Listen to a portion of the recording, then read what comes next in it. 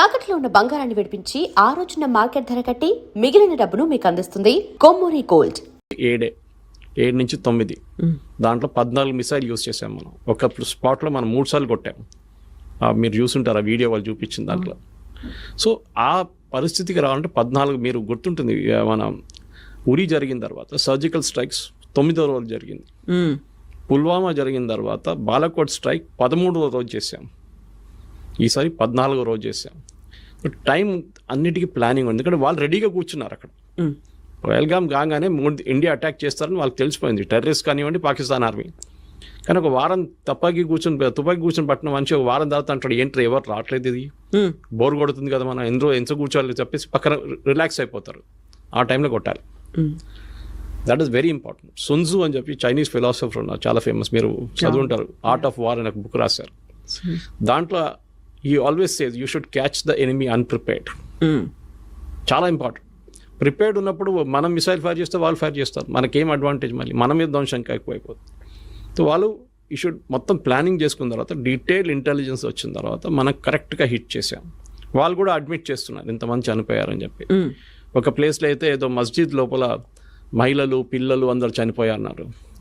రాత్రి 1 గంటకు ఈ మహిళలు పిల్లలు మస్జిద్ లోపల ఏం చేస్తున్నారండి, ఎందుకున్నారు అక్కడ? అక్కడే మీకు క్వశ్చన్ వచ్చేది. ఇట్ వాజ్ నాట్ అ మస్జిద్ పేరు పెట్టుకున్నారు అంతే.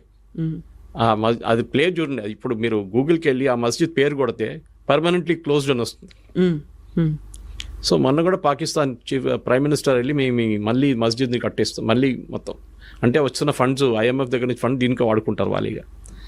మనకు ప్రాబ్లం లేదు, వాళ్ళు ఏమని చేసుకోవచ్చు. ప్రాబ్లం ఈజ్ పాకిస్తాన్ ఆర్మీకి సర్వైవ్ చేయడానికి టెర్రరిజం కావాలి వాళ్ళకి. ఇప్పుడు కాదు, 35 సంవత్సరాల నుంచి చేస్తున్న పని వాళ్ళది.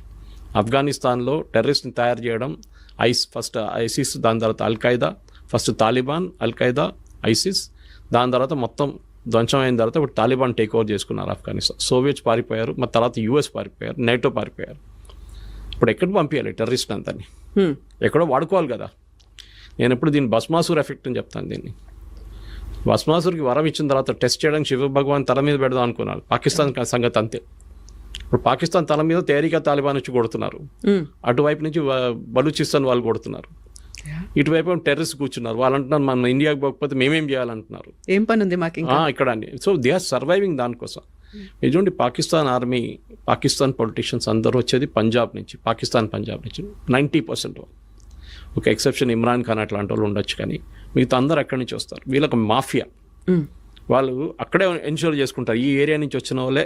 మీరు ఎప్పుడైనా ఖైబర్ పఖ్తూన్ఖా లేకుంటే బలూచిస్తాన్ నుంచి ఒక ప్రధానమంత్రి, ఒక ఆర్మీ చీఫ్ పేరు విన్నారా? ఎప్పుడు లేదు. వీళ్ళు అక్కడి నుంచి ఉంటారు.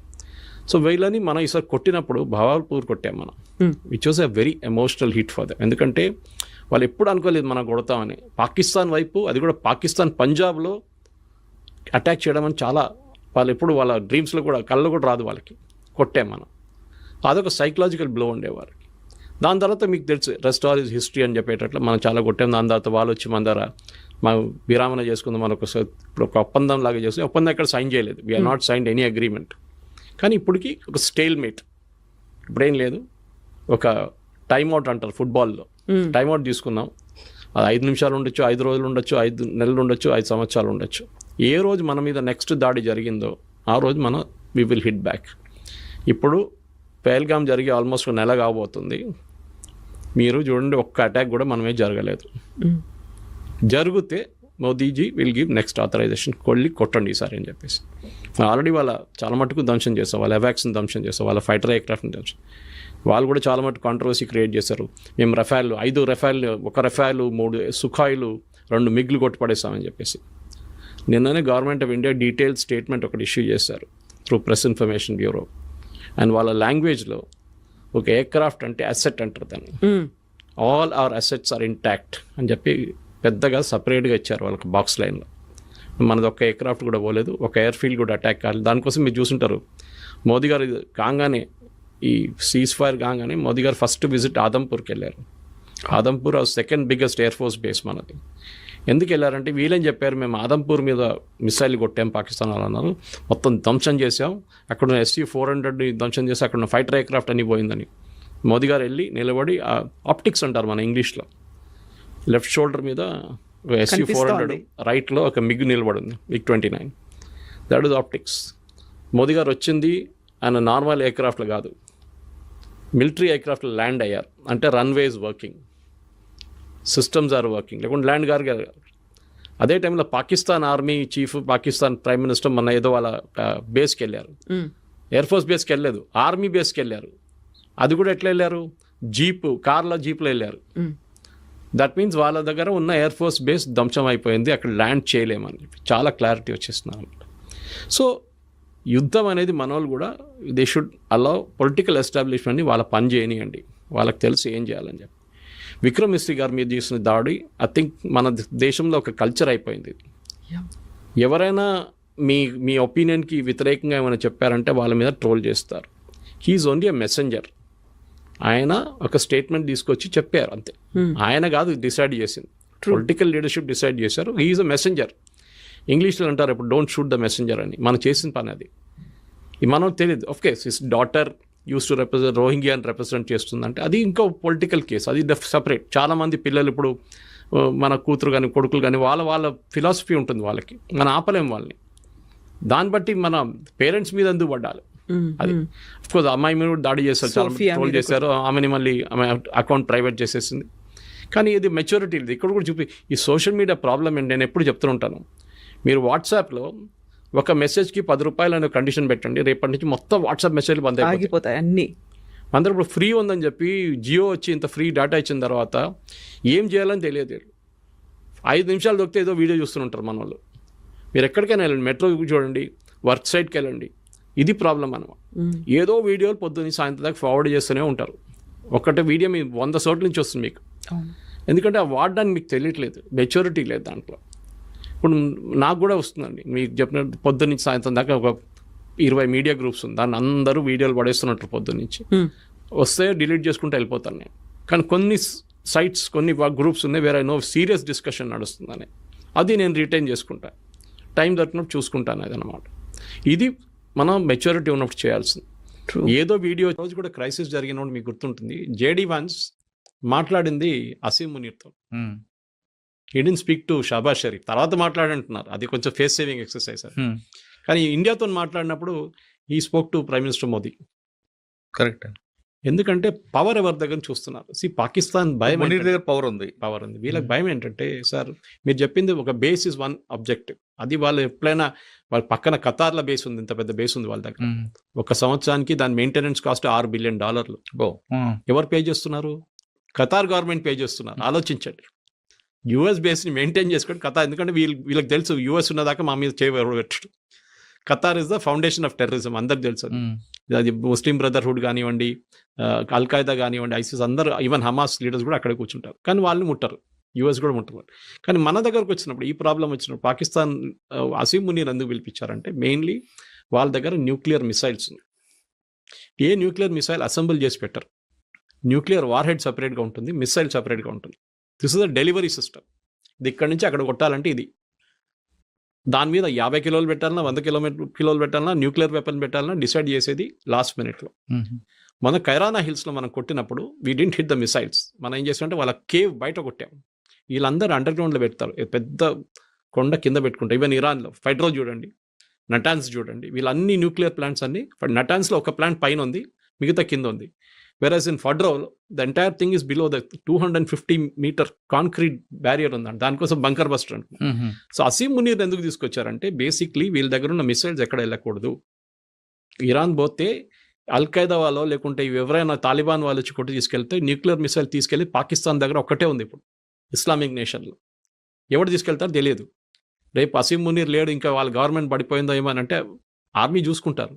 గవర్నమెంట్ ఏం చేయలేరు అక్కడ. గవర్నమెంట్ మన దగ్గర న్యూక్లియర్ బటన్ మోదీ దగ్గర ఉంది, అక్కడ న్యూక్లియర్ బటన్ ఆర్మీ చీఫ్ దగ్గర, మునీర్ దగ్గర ఉంది. అది చాలా క్లియర్ అన్నమాట. సో దానికోసం పిలిచి ఏమన్నారంటే, ఆ మిసైల్స్ అంతా మేము చూసుకుంటాం. దీనికన్నా ముందు కూడా భారతదేశం అటాక్ చేసిన గుర్తుంటుంది మీకు. అందరూ అన్నారు అమెరికా చూసుకుంటున్నారు పాకిస్తాన్, దానికోసం ఆపారు బాంబింగ్ అని. కరెక్ట్. ఆ వెపన్స్ వాళ్ళ చేతిలో పడకూడదు. అల్ఖైదా కానివ్వండి, ఐసిస్ కానివ్వండి, తాలిబాన్ కానివ్వండి, లేకుంటే ఇరాన్ నుంచి వచ్చే నెక్స్ట్ రెజీమ్ కూడా. ఎందుకంటే పాకిస్తాన్ ఈ టెక్నాలజీ మొత్తం దొంగతనం తీసుకొచ్చారు జర్మనీ నుంచి, ఇంకోటి నార్త్ కొరియా దగ్గర నుంచి తీసుకొచ్చారు. సో నవ్వు తాళం వేసి ఆ చావి తీసుకెళ్లి పెంటగన్లో పెట్టుకుంటారు. దీన్ని పిలిచారు అంతే, ఇంకేం లేదు. ఇంకా మాట్లాడడానికి ఏం లేదు. We'll do deals with Pakistan అంట. పాకిస్తాన్ ఏం అమ్ముతారండి? వాళ్ళ మేజర్ ఎక్స్పోర్ట్ టెర్రరిజం. అదొకటే వాళ్ళు అమ్మగలరు. కానీ కొన్ని వేల కోట్ల రూపాయలు ఫండింగ్ చేస్తూ ఉంటున్నారు కదండి. ఎందుకు చేస్తున్నారు ఆలోచించండి. ఆ గవర్నమెంట్ పడిపోతుంది. పడిపోతే వాళ్ళ న్యూక్లియర్ అసెట్స్ ఎవరి దగ్గర ఉంటుంది? గవర్నమెంట్. ఐసిస్, అల్ ఖైదా వీళ్ళు ఎవరైనా వస్తారు రేపు. తాలిబాన్ అక్కడ తయారైనట్ల ఆఫ్ఘనిస్తాన్, ఇక్కడ ఇంకో థియోక్రసిక్ గవర్నమెంట్ వచ్చేస్తుంది. అమెరికాకి అదే భయం. దానికోసం ఇప్పుడు కాదు, ముందు నుంచే సోవియట్ యూనియన్ ఉన్నప్పటి నుంచి సపోర్ట్ చేస్తుంది దానికే వాళ్ళు. ఎందుకంటే ఎట్లయినా వీళ్ళ దగ్గర ఉన్న ఈ అసెట్స్ ఎక్కడ ఈ ఇస్లామిక్ టెర్రరిస్ట్ దగ్గర వెళ్ళకూడదు. మిసైల్ అయితే నాకు ప్రాబ్లం లేదు, కానీ న్యూక్లియర్ తీసుకొచ్చి ఒక న్యూయార్క్లో పడేస్తే నెక్స్ట్ 5,000-10,000 సంవత్సరాలు న్యూయార్క్లో ఎవరు ఉండలేరు. సో అమెరికా చాలా భయం ఉంది దాని మీద అన్నమాట. వీళ్ళు స్టేబుల్ నేషన్ కాదు సార్, మనలా కాదు. మన దగ్గర స్టేబుల్ నేషన్. మనం ఒక డెమోక్రటిక్ పార్టీ ఉంది, మన ఎలక్షన్ నడుస్తుంది, ఆర్మీ ఉన్నారు, ఎయిర్ ఫోర్స్ అంతా ప్రొఫెషనల్ సిస్టమ్. వాళ్ళ దగ్గర ప్రొఫెషనల్ కాదు. ఈ ఆర్మీ చీఫ్లు కానీ ఎయిర్ ఫోర్స్ చీఫ్ పాకిస్తాన్లో ఫస్ట్ రాగానే లండన్లో ఒక పెద్ద ఇల్లు తీసుకుంటాడు. వాళ్ళకి అమెరికా ఫండింగ్ ఎవరైనా ఇస్తారు దానికి. వాళ్ళ పిల్లల్ని ఆక్స్ఫర్డ్, కేంబ్రిడ్జ్ పంపిస్తారు, లేకుంటే MIT పంపిస్తారు. మీరు చూడండి, every Pakistani general from Yahya Khan to Parvez Musharraf to general Ziaul Haq అందరు ఇదే చేశారు. మన దగ్గర ఉన్న కశ్మీరీ పొలిటీషియన్స్ కూడా ఇదే చేస్తారు. ఒమర్ అబ్దుల్లా, ఫరూక్ అబ్దుల్లాకి లండన్లో ఇల్లు ఉన్నాయి, పెద్ద ఇల్లు ఉన్నాయి. వాళ్ళ పిల్లలంతా బయట చదువుకున్నారు. సో వాళ్ళకి టెండెన్సీ ఉంది. అది దాన్ని కంట్రోల్ చేయడం మొత్తం US చేతిలో ఉందన్నమాట. ఇప్పుడు కాదు, ముందు నుంచి. That is exactly what Trump did. కొత్తది ఏం లేదు దాంట్లో. మోదీ గారు పిలిచారు కదా డిన్నర్కి. ఈయన లంచ్ పిలిచినంత మోదీ గారు డిన్నర్కి పిలిచి నేను రానిలేపో అని చెప్పేసి వచ్చేసి ఆయన పూరి వచ్చారు. Ego problem. అరే నువ్వు వాన్ పిలుస్తున్నావు, మమ్మల్ని ఈక్వల్ చేస్తున్నావా? Is only an army chief. వాడు కావాలని చెప్పి వాడే మెడల్ వేసుకున్నాడు ఫీల్డ్ మార్షల్ అని చెప్పి. సార్ ఫైనల్గా చెప్పండి, సోనియా గాంధీ గారి స్టేట్మెంట్ మాత్రం కేవలం ఎలక్షన్ చూడాలండి. అంతే ఇంకేం లేదు. ఇప్పుడు కాదు కదా, అంటే అటు తిరిగి మన దేశంలో రెండు పార్టీలు విభేదాలు రావా? కొత్తదేం కాదు కదా సార్. ఇప్పుడు సోనియా గాంధీ స్టేట్మెంట్ మీద కూడా మోడీ గారు ఇంకా వేరే వాళ్ళు కామెంట్ చేస్తారు. ఇది ఒక వార్ నడుస్తుంది. ఇప్పుడు ఇన్సైడ్ వార్. మోదీ గారు కామెంట్ చేయరు. మోడీ గారు టీం చేస్తారు. ఎవరికొరకు మోదీ గారు IT టీం ఉన్నారు, వాళ్ళ అమిత్ మాల్వియా లాంటి ఉన్నారు, వాళ్ళు కామెంట్ చేస్తారు. డెఫినెట్ కామెంట్ చేస్తారు. పొలిటికల్ వార్ అవుతుంది ఇక్కడ. పొలిటికల్ అని కాదు, మీరు ముస్లిం ఓట్ కోసం చేస్తున్నారు. నేను ఎప్పుడు రాసిస్తాను నీకు ఆ ట్వీట్ ఏముంటుందని. మీరు ముస్లిం ఓట్ల కోసం చేస్తున్నారు. మీరు అసలు కానీ ఇరాన్తో ఉన్న రిలేషన్షిప్లో ఇప్పుడు బీజేపీ ఒఫీషియల్గా ఏం మాట్లాడరు. బికాస్ వాళ్ళకి తెలియదు ఈ గవర్నమెంట్ ఉంటుందో పోతుందో అని. పోతే ప్రాబ్లం లేదు, ఉంటే మనకు ఆ పోర్ట్ కావాలి, చబార్ పోర్ట్. పెద్ద ప్రాబ్లం అవుతుంది మనకి. Next third is oil. మన ఇరాన్ దగ్గర నుంచి బ్యాన్ పెట్టే ముందు US బ్యాన్ పెట్టేదాకా మన ఆయిల్ వాళ్ళ దగ్గర కొంటుండే, అది కూడా రూపీ పేమెంట్లో. ఎందుకంటే మొత్తం బ్యాంకింగ్ సిస్టమ్ నుంచి బ్యాన్ చేసి పడేశారు US. సో రూపీ పేమెంట్ ఇచ్చి మనం తెచ్చుకున్నాం. దాని తర్వాత బియ్యం తీసుకున్నారు మన దగ్గర నుంచి. బియ్యం తీసుకుని మనకు క్రూడ్ ఆయిల్ ఇచ్చారు. సార్ ఇప్పుడు ఈ వార్ చూస్తుంటే కొంతకాలం ఎప్పటికైనా ఆగే కనిపిస్తుందా, లేదంటే దీనివల్ల ఇంకొంచెం ముందుకెళ్ళే అవకాశం ఉందా? అల్టిమేట్గా ఏమైనా ఫ్యూల్ రేట్ పెరిగే అవకాశం ఉంటుంది? క్రూడ్ ఆయిల్ రేట్ ఎప్పుడు పెరగదండి. ఒకటి, క్రూడ్ ఆయిల్ ఎప్పుడు రేపటికోసి వాళ్ళు కొనాం మనం. ఒక ఇయర్లీ కాంట్రాక్ట్ ఉంటుంది. ఓకే, అది మొత్తం మన 1 yearకి కాంట్రాక్ట్ సైన్ చేసుకుంటాం. అది ఎవరైనా ఉన్నాయి, సౌదీ అరామ్కోతోనో లేకుంటే వెనిజువేలాతోనో. ఇప్పుడు US వాళ్ళు కూడా సప్లై చేస్తున్నారు మనకి. ఇరాన్ మన దగ్గర ఐ థింక్ మనం లెస్ దాన్ అసలు కొనట్లేదు ఇరాన్ దగ్గర నుంచి, బ్యాన్ ఉన్న దానికి. ప్రాబ్లం ఎక్కడ వస్తుందంటే స్ట్రైట్ ఆఫ్ హార్మూజ్ అని ఉంది, మీరు చూసుంటారు. ఆ ఇరాన్ పక్క నుంచి, ఇరాక్ పక్క నుంచి వచ్చి ఒక స్ట్రైట్ ఆఫ్ హార్మూజ్ ఉంది, చిన్న వాటర్ వే. అక్కడి నుంచి చాలా ఈ పెద్ద పెద్ద cargo ships, oil ships, container ships అక్కడి నుంచి ట్రావెల్ అవుతుంది. అది ఎక్కడైనా బ్లాక్ అయితే, అక్కడైనా బాంబ్ జరిగితే then definitely they'll be an impact. కానీ మన దగ్గర స్ట్రాటజిక్ ఆయిల్ రిజర్వ్స్ అని మోదీ గారు గవర్నమెంట్ వచ్చే కన్నా ముందు మన్మోహన్ సింగ్ గవర్నమెంట్ నుంచి స్టార్ట్ చేశారు. మోదీ గవర్నమెంట్ ఆల్సో ఇంప్లిమెంట్ చేస్తారు. స్ట్రాటజిక్ ఆయిల్ రిజర్వ్స్ ఏంటంటే మనకు ఒకటి వైజాగ్ వైపు ఒకటి, లొకేషన్ చెప్పట్లేదు గవర్నమెంట్, ఇంకోటి మ్యాంగ్లూర్ వైపు ఒకటి పెద్ద రిజర్వ్ ఉంది అండర్ గ్రౌండ్. మీరు ఆలోచించకుండా పెట్రోల్ బంక్ వెళ్తే మన ఒక అండర్ గ్రౌండ్ రిజర్వ్ ఉంటుంది, దాంట్లో 2,000-3,000 లీటర్లు ఉంటుంది. ఇది లక్షల లీటర్లు ఉంటుంది అన్నమాట under ground tanks. Under ground tanks ఏం చేస్తారంటే ఆయిల్ రేట్ తగ్గిన టైంలో తీసుకొచ్చి దాంట్లో పడేస్తారు. ఆయిల్ రేట్ ఎంత పెరిగినా కానీ ఒక 3 నెలలు నడిచిపోతుంది మనకి. దానికి ఆ రిజర్వ్ మళ్ళీ రీఫైన్ చేసుకొని మనం యూజ్ చేసుకోవచ్చు. సో మన దగ్గర స్ట్రాటజిక్ రిజర్వ్స్ ఉంది. ఈవెన్ US మెయింటైన్ చేస్తారు. రేట్ ఎక్కువైనప్పుడు వాళ్ళు ఆయిల్ రిలీజ్ చేస్తారు మార్కెట్లో, ఉల్లిపాయలు లాగా అనమాట. ఉల్లిపాయలు కోల్డ్ స్టోరేజ్ ఎందుకు పెట్టుకుంటారు? ఉల్లిపాయల రేటు 100 రూపాయలు వెళ్ళగానే వాడు మొత్తం తీసి బయటపడేస్తే అది రేట్ క్రాష్ అయ్యి 50 రూపాయలకి వచ్చేస్తుంది. సేమ్ పాలసీ ఇక్కడ కూడా. ఇప్పుడు కూడా అండమాన్ దగ్గర కూడా ఇంకొక రిఫైనరీ దొరికింది, ఐడెంటిఫై చేసినట్టున్నారు కదండి. అది ప్రాస్పెక్ట్ చేస్తున్నారు. కానీ రానా మన దగ్గర చనిపోయేదాకా జైల్లోనే ఉంటాడు, బయటికి రాడు ఎట్లయినా. కానీ ఆయన ఇచ్చిన ఇన్ఫర్మేషన్ మనకి పబ్లిక్ కన్జంప్షన్ మీలాంటూ నాలాంటూ చెప్పేది 2% బయట చెప్తారు జరిగిందా, మిగతా అంతా వాళ్ళ దగ్గర ఉంటుంది డీటెయిల్స్. ఏంది, ఎవరు, ఎట్లా, ఏం చేయించారు, ఏ ఆర్మీ. అప్పుడున్న army officers, Pakistan army officers ఉండరు, చనిపోయి ఉంటారు చాలామంది, ఇప్పుడు దాకా తెలియదు, రిటైర్ అయితే అయిపోయి ఉంటారు 100%. సో జరిగిన దానికి పర్వేజ్ ముషరఫా లేకుంటే ఇంకెవరైనా రెస్పాన్సిబుల్ అంటే then we have to take care of that ఆ టైంలో. కానీ ఇట్స్ టూ లేట్. కానీ ఒక మారల్ విక్టరీ లాగా that we have established, as Pakistan did it అని అందరికి తెలుసు. మీరు చెప్పినట్లు అందరికీ తెలుసు పాకిస్తాన్ చేయించారా, ఐఎస్ఐ చేయించారని. కానీ వీ కుడ్ ప్రూవ్. ఆ టైంలో మనం ప్రెషర్ పెడితే, మన్మోహన్ సింగ్ టైంలో ప్రెషర్ పెడితే డెఫినెట్గా they would have been result. కానీ మన్మోహన్ సింగ్ గారు ఆ టైంలో అగ్రీ చేయలేదు. ఈవెన్ బాంబింగ్ కోసం అప్పుడున్న ఎయిర్ ఫోర్స్ చీఫ్ చెప్పారు, గుర్తుంటుంది, రీసెంట్లీ కూడా ఆయన చెప్పారు, we were ready with a plan to bomb Pakistan, మనం చేసినట్లే ఈసారి చేసినట్లనే. కానీ మన్మోహన్ సింగ్ గారు వద్దని చెప్పారు, it will aggravate the situation, ఇంకా సిచ్యువేషన్ ఇంకా స్పాయిల్ అయిపోతుంది, వద్దని చెప్పేసి ఆపేశారు. ఆలోచించాను. సో ఇప్పుడు మసూద్ అజర్ ఎక్కడున్నారు, సఫీద్ ఎక్కడున్నారు అనేది, హఫీజ్ సయీద్ ఎక్కడున్నారు? అందరు పాకిస్తాన్లోనే ఉన్నారు. వాళ్ళ ఫ్యామిలీ మొత్తం చనిపోయారు కదా ఆఫీస్, అంటే వాళ్ళ ఫ్యామిలీని ఇడిచేసి ఎక్కడనే వెళ్తారా? వాళ్ళు పాకిస్తాన్ ఆర్మీ ప్రొటెక్షన్లో ఉంటారు ఎప్పుడు, ఎస్పెషలీ ఐఎస్ఐ ప్రొటెక్షన్లో. ఆర్మీ కూడా కాదు, ఐఎస్ఐ ప్రొటెక్షన్లో ఉంటారు వాళ్ళు. వాళ్ళని సెక్యూర్ ప్లేస్లో పెట్టుకుంటారు వాళ్ళు పాకిస్తాన్లో, ఆబ్వియస్లీ. ఎందుకంటే ఒకటి వాళ్ళు బయట కనిపించకూడదు, కనిపిస్తే దెన్ ఇట్స్ అడ్మిషన్ దట్ వీళ్ళు ఇక్కడే ఉన్నారని చెప్పేసి. సో వాళ్ళ సన్ ఇన్ లా కానివ్వండి, వాళ్ళు పంపించి వాళ్ళ మీటింగ్లన్నీ అడ్రస్ చేస్తున్నారు. ఇప్పుడు వాళ్ళ కొడుకు చెప్పారు కదా, మా నాన్న పంపించి వీరెవరు రా నాయన అని చెప్పేసి, అది సేమ్ కండిషన్. సో ఆబ్వియస్లీ కొడుకు అక్కడ ఉంటే నాన్న కూడా అక్కడ ఉన్నాడు ఇక్కడ పక్కన అని చెప్పేసి. కానీ బయట వెళ్ళొద్దు. ఇప్పుడు ఈ సిచ్యువేషన్లో బయట వెళ్తే మళ్ళీ ఒకటైతే మిమ్మల్ని ఇండియాలో ఏదైనా డ్రోన్ పెట్టి చంపేస్తారు, లేకుంటే ఇది జరుగుతుంది, దట్ పబ్లిక్కి చెప్తారు. ఇంటర్నేషనల్ చూడండి అక్కడే ఉన్నాడు, ఇది terrorist and designated terrorist. It is not India designated terrorist, UN designated terrorist. అది చాలా పెద్ద డిఫరెన్స్ అన్నమాట. సో బయట కనిపిస్తే Pakistan is obligated to arrest him. కానీ ఎప్పుడు చెప్తారు లోకంలో ఒక సేయింగ్ ఉంది ఇంగ్లీష్లో, one man's terrorist and other man's freedom fighter అని. వీళ్ళేమని చెప్తే మొన్న కూడా అసీం మునీర్ ఏం చెప్తారు, పాకిస్తాన్ కశ్మీర్లో ఉన్న ఫ్రీడమ్ ఫైటర్స్ని సపోర్ట్ చేస్తారు, అంటే టెర్రరిస్ట్ని సపోర్ట్ చేస్తారు ఇండైరెక్ట్గా. This is a common language. మనం ఒక మాట మనం మర్చిపోకూడదండి, ఇది లైఫ్ లాంగ్ జరుగుతూనే ఉంటుంది మనకి. ఈ ప్రాబ్లం ఎక్కడ పోదు. ఇంటెన్సిటీ తగ్గింది ముందుకన్నా, చూడండి మీరు, ఇంటెన్సిటీ లేదు, అంత ఇంటెన్సిటీ లేదు. 90s ఎర్లీ 2000 ఆ ప్రాబ్లం ఇప్పుడు లేదు. కానీ టెర్రరిస్ట్ అటాక్ ఉంటుంది. మనం కూడా ఇజ్రాయెల్ లాగా దీంతో బతకాల్సింది మనం నేర్చుకోవాల్సి వస్తుంది. కానీ ఒకటి, మన మీద దాడి జరిగితే 10 సార్లు దాని ఇంట్రెస్ట్తో సహా కొట్టాలి వాళ్ళు. సో ఇప్పుడు ఇజ్రాయిల్ అంటే లేటెస్ట్ టెక్నాలజీని డెవలప్ చేసుకుంది, అక్కడ ఐరన్ డోమ్ని డెవలప్ చేసుకుంది, వాళ్ళకి కావాల్సినటువంటి అన్ని లేటెస్ట్ టెక్నాలజీ, డిఫెన్స్ సిస్టమ్ అంతా ఉంది. అలాంటి టెక్నాలజీ, అలాంటి డిఫెన్స్ సిస్టమ్ మన దగ్గర ఇండిజినియస్ టెక్నాలజీ అండ్ బయట నుంచి కూడా పెట్టుకోవాలి అంటే we have to give more budget కదా, చాలా ఎక్కువ. 50,000 crores ఇచ్చారండి. దిస్ మిడ్ బడ్జెట్లో 50,000 crores అట్ ఈస్ జూలైలో ఇచ్చారు. మనకున్న అడ్వాన్స్ డిఫెన్స్ సిస్టమ్ పనిచేస్తుంది, చాలా బాగా పనిచేస్తుంది, మనం చూసాం. కానీ we should not rest on hour laurels అంటారు ఇంగ్లీష్లో. ఏదో మనం ఈసారి గెలిచేసాం అయిపోయిందని కాదు. చైనా వాళ్ళు కాన్స్టెంట్గా, తుర్కీ వాళ్ళు కాన్స్టెంట్గా వాళ్ళు ఏదో పాకిస్తాన్కి వెపన్స్ ఇస్తుంటారు. మొన్న కూడా ఆర్మీ వాళ్ళు ఒక బ్రీఫింగ్లో చెప్పారు చాలా క్లియర్గా, దట్ చైనా ఇచ్చిన రియల్ టైమ్ ఇంటెలిజెన్స్, ఎందుకంటే పాకిస్తాన్ దగ్గర శాటిలైట్ లేదు, చైనా ఇచ్చిన ఇంటెలిజెన్స్తో పాకిస్తాన్ పనిచేశారు ఈ యుద్ధంలో, ఆపరేషన్ సింధూర్లో.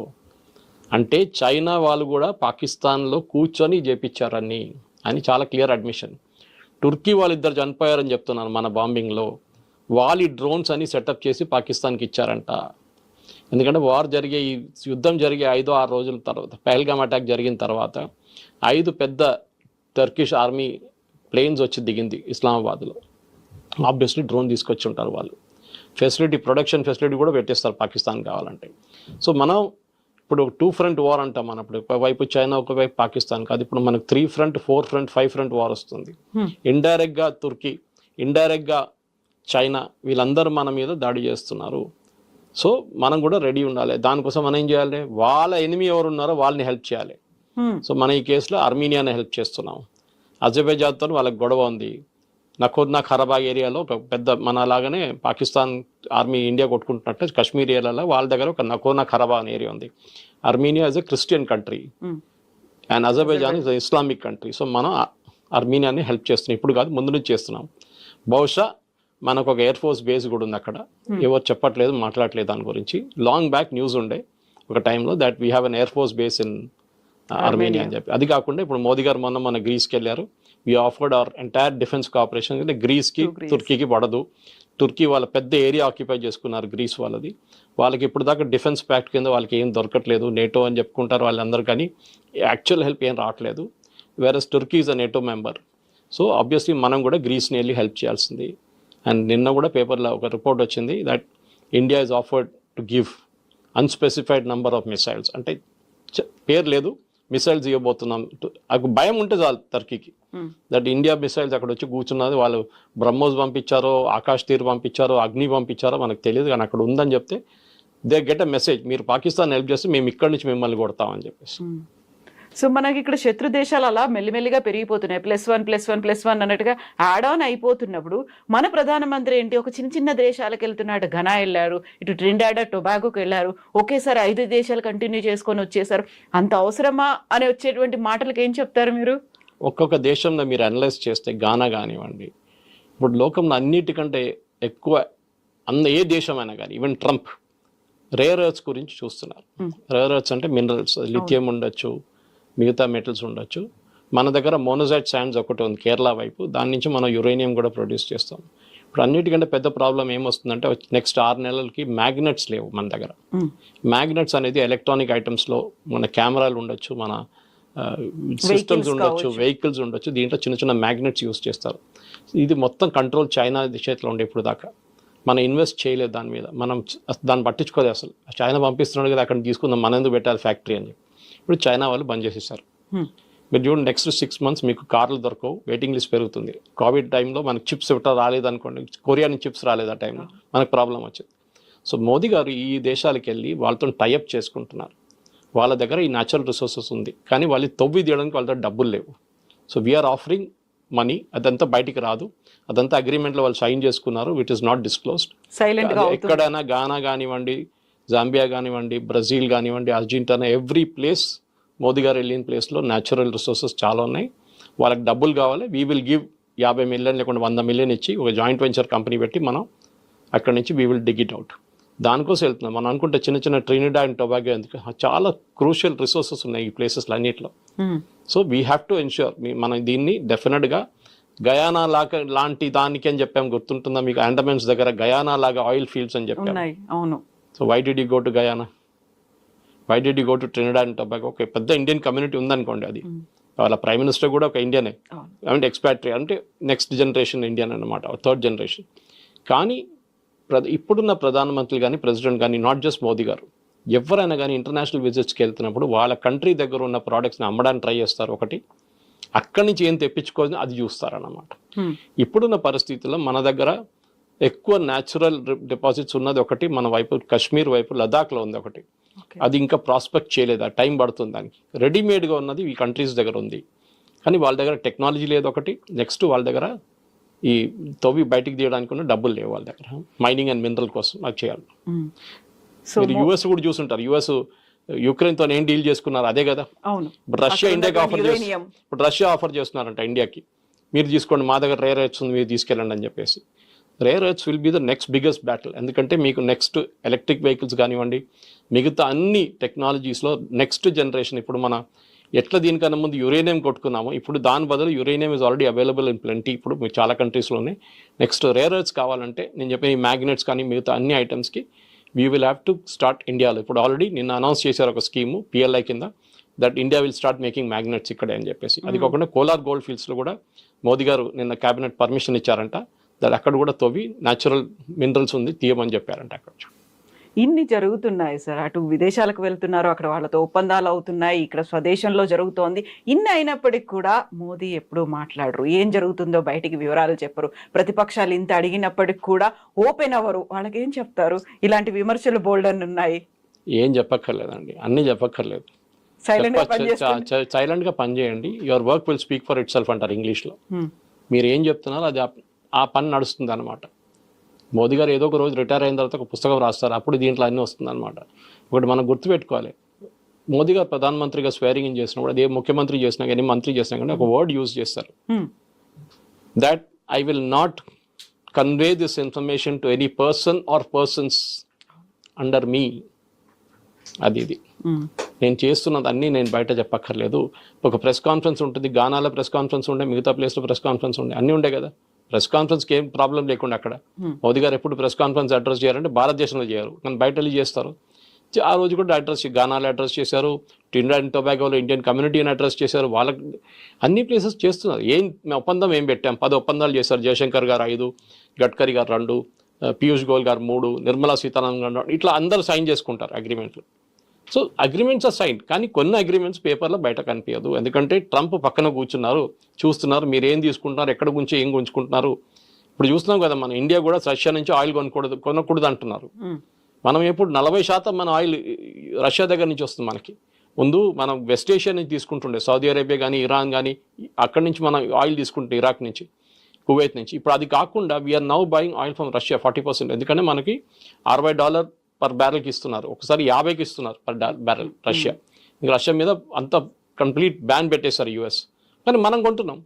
ట్రంప్ ఏమో నేను మొత్తం బ్లాక్ లిస్ట్ చేస్తే చేసుకోని చెప్పారు మోదీ గారు, ఏం కావాలంటే చేసుకోని చెప్పారు, కానీ చేయరు, భయం ఉంది. ఇప్పుడు కూడా ఇష్యూ చేసిన లిస్టు మీరు చూసుంటారు, నిన్న ఒక పెద్ద లిస్టు ఇష్యూ చేశారు ట్రంప్.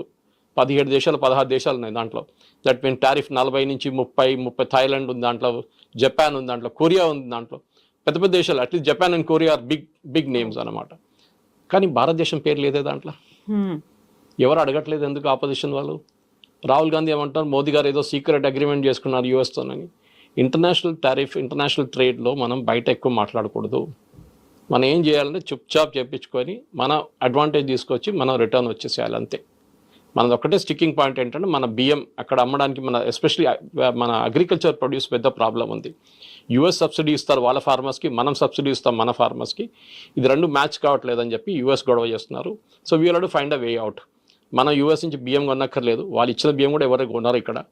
వాళ్ళు ఇంకేమైనా ప్రోడక్ట్స్ పంపిస్తే ఇక్కడ కొంటారు మార్కెట్లో.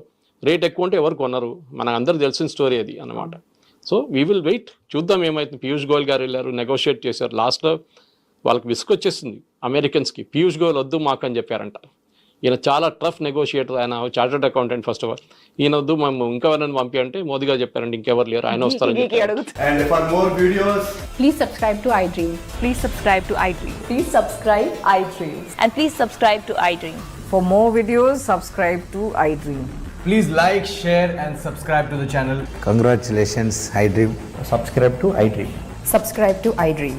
So subscribe to iDream Media. iDream की iDream team अंदर की huge congratulations. Please subscribe iDream Media. Please subscribe to iDream. Subscribe iDream. Please subscribe to iDream. iDream అంటే నా కళల ఛానల్ సబ్స్క్రైబ్ చేసుకున్న నోరు తిరుగుతలేదు, మీరైతే గంట గుర్తు కొట్టండి. For more such videos, please subscribe to iDream.